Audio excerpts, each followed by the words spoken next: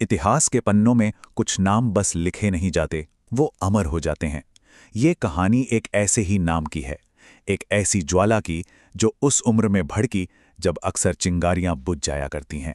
तो सवाल ये है कि आखिर कौन था वो 80 साल का शेर जिसकी सिर्फ एक दहाड़ से दुनिया का सबसे बड़ा साम्राज्य जड़ों तक हिल गया था। नाम था बाबू वीर कुंवर सिंह, बिहार की मिट्टी का वो लाल जिसने अपनी आखिरी सांस तक गुलामी की जंजीरों को कभी स्वीकार नहीं किया। साल था 1857। पूरे हिंदुस्तान में आज़ादी की एक आग धधक रही थी। सालों के दमन और अन्याय के खिलाफ एक महासंग्राम का आगाज हो चुका था। ये आग शुरू हुई बैरकपुर में मंगल पांडे की शहादत से, और फिर मेरठ की छावनी से होते हुए किसी जंगल की आग की तरह फैल गई। जल्द ही इसने दिल्ली को भी अपनी चपेट में ले लिया। ब्रिटिश हुकूमत की नींव सचमुच हिल चुकी थी। और जब क्रांति की यही ज्वाला बिहार पहुंची तो वहां उसे एक ऐसा नायक मिला जिसकी मिसाल इतिहास में बहुत कम देखने को मिलती है। 80 साल, जी हां, ये उनकी उम्र थी। एक ऐसी उम्र जब लोग दुनियादारी से आराम ले लेते हैं। ठीक उसी उम्र में इस योद्धा ने अपनी मातृभूमि के लिए तलवार उठाई थी। जगदीशपुर रियासत के उज्जैनिया राजपूत वीर कुंवर सिंह, वो सिर्फ एक जमींदार नहीं थे, वो एक बेहतरीन रणनीतिकार और गेरिला युद्ध यानी कि छापामार युद्ध के ऐसे माहिर थे कि उनके बिछाए जाल में बड़ी बड़ी सेनाएं उलझकर रह जाती थी।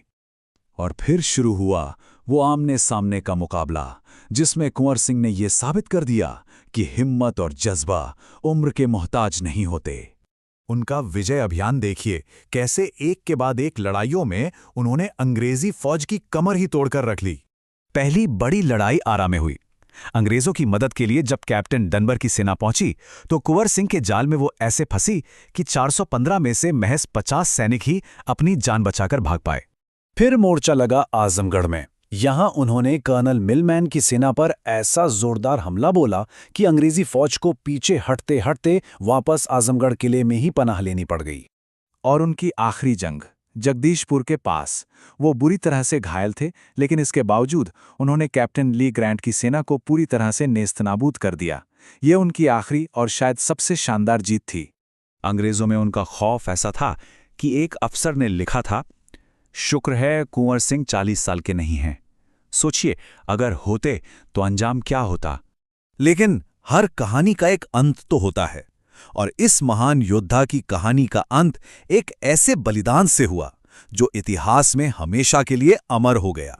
तारीख थी 21 अप्रैल 1858। जगह शिवपुर घाट। अपनी सेना के साथ गंगा की लहरों को पार करते हुए इतिहास एक ऐसे त्याग का गवाह बनने जा रहा था जिसे सदियों तक याद रखा जाना था। नदी के बीचों बीच अंग्रेजों ने गोलियों की बौछार शुरू कर दी।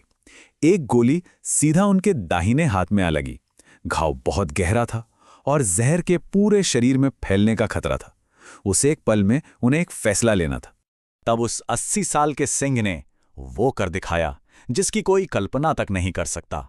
बिना एक लम्हा सोचे उन्होंने अपनी तलवार निकाली और एक झटके में अपनी घायल भुजा को शरीर से अलग कर मां गंगा को समर्पित कर दिया। एक आखिरी भेंट अपनी मातृभूमि के नाम। वो अपनी आखिरी लड़ाई तो जीत चुके थे, लेकिन जख्म बहुत गहरे थे। 3 दिन बाद 26 अप्रैल को भारत मां का वो वीर सपूत हमेशा के लिए चिरनिंद्रा में सो गया। लेकिन वीर कुंवर सिंह जैसे नायक मरते नहीं, वो अपनी विरासत में हमेशा के लिए जिंदा रहते हैं। आज भी बिहार के भोजपुरी लोक गीतों में उनकी बहादुरी की कहानियां गूंजती हैं। वो गीत कहते हैं, अब छोड़ रे फिरंगिया हमर देसवा। आजाद भारत में उनकी विरासत को हमेशा सम्मान दिया। 1966 में सरकार ने उनके नाम पर एक डाक टिकट जारी किया। 1992 में आरा में वीर कुंवर सिंह विश्वविद्यालय की स्थापना हुई। यहां तक कि सुभद्रा कुमारी चौहान ने भी अपनी अमर कविता झांसी की रानी में उनका नाम बड़े सम्मान से लिया है। वो आज भी और हमेशा साहस और प्रतिरोध का सबसे बड़ा प्रतीक बनकर रहेंगे।